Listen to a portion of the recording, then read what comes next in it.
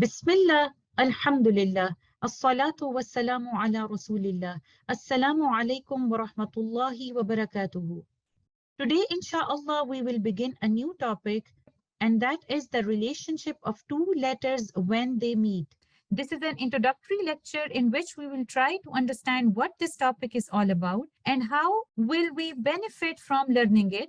We will also learn the definitions of some terminologies that we are going to use in our upcoming lectures regarding this topic. So when we use those terms in our topic, it is easier for us to understand the concept. This is a lengthy topic and we will break this into smaller parts. So let's understand the topic first. In the Arabic language, any two letters are considered in a direct relationship when they are next to each other, either in one word or between two separate words. For example, if we see here, in the word amwalakum, I chose these two letters, letter meme and letter waw, and you can see that they are next to each other. For example, letter hamza is not next to letter waw. So the relationship between meme and waw, or in this example, we can see two words. The first one is qul and the second one is Rabbi, and I chose these two letters which are next to each other, letter lam and letter ra.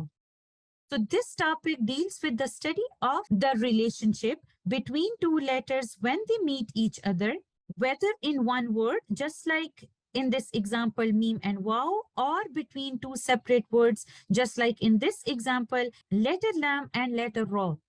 When two Arabic letters meet each other or come next to each other, they can appear in three different ways. The first one is when they are next to each other in writing only. And we can see in this example, letter ha in the first word, innahu, and the letter ha in the second word, huwa. They appear next to each other, but there is another sound in between these two letters that separates them. And this sound is maddu sila sughra, and you can see the sign here. And this is how we recite it. Innahu huwa. And maddu sila sughra prevents us to recite these two letters together. And this is how we recite it in Hafs and Asim, both of the letters clearly with idgham. So when Arabic letters are next to each other in writing only, but the sound of another letter separates them, we read both letters clearly with idgham. Another way is when two letters meet with each other only in pronunciation, but if you see them in the written form, they are not written directly next to each other. For example, here, if I have to recite this, I will recite it like this. أنا النذير. The two letter notes that we hear in recitation are not next to each other in writing. In fact, there is another letter between them. But since the mad letter is not pronounced due to ittaqa isakinain, both of these two letters meet in pronunciation. The third way in which two Arabic letters can meet each other is in pronunciation and writing. When two letters appear together or next to each other in pronunciation and writing within one word or between two words, and there is no sound or letter between them, such as in this example, بِبَعْضِ, letter ba is next to another letter ba, or the second letter ba is next to letter ain, or here letter ain is next to letter dad. Here I am only choosing the two letter bas. The first letter ba is directly next to the second letter ba. And both of these letters are in a relationship within one word. But here, if you see in the word hallakum, you can see the letter lam in the first word is next to another letter lam, which is the first letter of the second word. Both of these letters are next to each other, but between two words, and there is no other letter or sound in between them. They are in a direct relationship with each other. And this way, where the letters are next to each other in pronunciation and writing, either within one word or between two words, where there is no letter or sound between them, is what we will discuss in this topic, the relationship of two letters when they meet. And the reason to learn the relationship between two letters when they appear next to each other in pronunciation and writing is to find out whether to read the first of the two letters clearly with idgham, or is there any possibility or requirement to merge the first letter into the second one. Although the general rule is when two letters are next to each other in writing and pronunciation, we read them clearly with idgham unless they come into certain conditions where for ease of pronunciation we merge them together, that is called idgham. And what exactly is idgham? Idgham literally means clear, and in Tajweed rules, it is a pure and perfect pronunciation of the letter by giving all of its due rights in terms of its makharij or articulation points and sifat, the characteristics. Idgham literally means to enter, insert, or merge. And idgham is a natural part of Arabic language. It means to merge or insert one thing into another. In Tajweed rules, idgham means to merge a sakin letter into a vowel letter in certain conditions where two letters are pronounced as one emphasized letter because it is easier to say one letter than two. So idgham basically creates an ease of pronunciation due to certain conditions. And there are different types of idgham that we will be discussing in our topic. And let's see their definition first. Idgham saghir or small merging is the merging of two letters where the first one is sakin and the second one is vowel or mutaharrik, either within one word or between two words. Idgham kabir is the merging of two letters where both of them are vowel, but the first one acquires a sukoon and merges into the second one due to ease of pronunciation. And this only occurs in a few places in the way of hafs, and inshallah we will discuss this in our topic. And idgham kamil or complete idgham is the merging where the first letter completely merges into the second so that none of its characteristics is left behind. The first letter loses both its makhraj and sifat. And in the Uthmani script, when idgham kamil is happening, the first letter of the two letters will be free of any sign and the second letter will carry a shadda.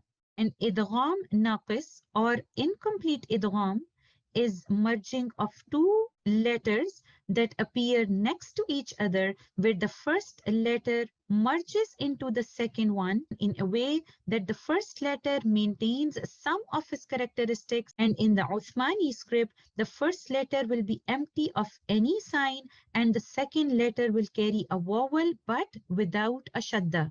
And inshallah soon in our topic we will see examples of all of these different types of idgham. Any two letters of Arabic alphabets that meet each other in pronunciation and writing within one word or between two separate words, they can be one of the following four categories. The first one is al-mutamathilan, the two identical letters or two same letters. They are identical in names. They share the same makhraj, articulation points, and the same characteristics or sifat. In short, they are two same letters. The second one is al-mutajanisan, the two similar letters. They share the same makhraj, that is articulation point, but their sifat or characteristics are different. Third one is al-mutaqariban, the two close letters. These two letters are close in makhraj and sifat, or close in makhraj but not in sifat, or close in sifat but not in makhraj. And the fourth one is al-mutabaidan, two far apart letters, and these two letters far in their makhraj and different in their sifat. So any two Arabic alphabets, when they are meeting each other, they are one of these four categories. And when we look at these two meeting letters, we will decide if they are mutamathilan, mutajanisan, mutaqariban, or al-mutabaidan. And each one of them, whether the letters are mutamathilan letters, mutajanisan letters, mutaqariban letters, mutabaidan letters, when they appear next to each other in writing and pronunciation, their relationship can be of three different types. The first one is they can appear where both of the letters that are next to each other, they are vowel. And this relationship between them is called a kabir relationship. We can see an example here. Az-zakat thum. We can see letter ta and letter tha. They are next to each other between two separate words, and both of them are vowel. Letter ta has a fatha, letter tha has a dhamma, and the relationship between these two letters is called a kabir relationship. So any of the letters, whether they are mutamathilan, mutajanisan, mutaqariban, mutabaidan, one of the way they can appear next to each other is a kabir relationship, where both of the letters that are next to each other are voweled letters. The second way letters can appear next to each other is where the first letter is sakin and the second letter is voweled or mutaharrik. And this is called Saghir relationship. And we can see an example here. Letter ta and letter tha are next to each other within two separate words, where the first letter, which is letter ta, is sakin, and the second letter, which is letter tha, is mutaharrik. كذبت ثمود. And the relationship of letter ta with letter tha, where letter ta is sakin and letter tha is mutaharrik, is called a saghir relationship. So when the letters of mutamathilan, mutajanisan, mutaqariban, mutabaidan, when they appear next to each other, where the first letter is sakin and the second one is vowel or mutaharrik, in that case, the relationship between them is called a saghir relationship. And the third way that the letters can appear next to each other, where the first letter is vowel or mutaharrik and the second letter is sakin, and we can see in this example, yastathnun, where letter ta has a fatha and letter tha is sakin. This relationship between two letters is neither a kabir relationship nor a saghir relationship. This is called mutlaq, absolute. So in the first example, letter ta and letter tha are in a kabir relationship. In the second example, letter ta and letter tha are in a saghir relationship. And here in the third example, the same letters, letter ta and letter tha, are in a mutlaq relationship.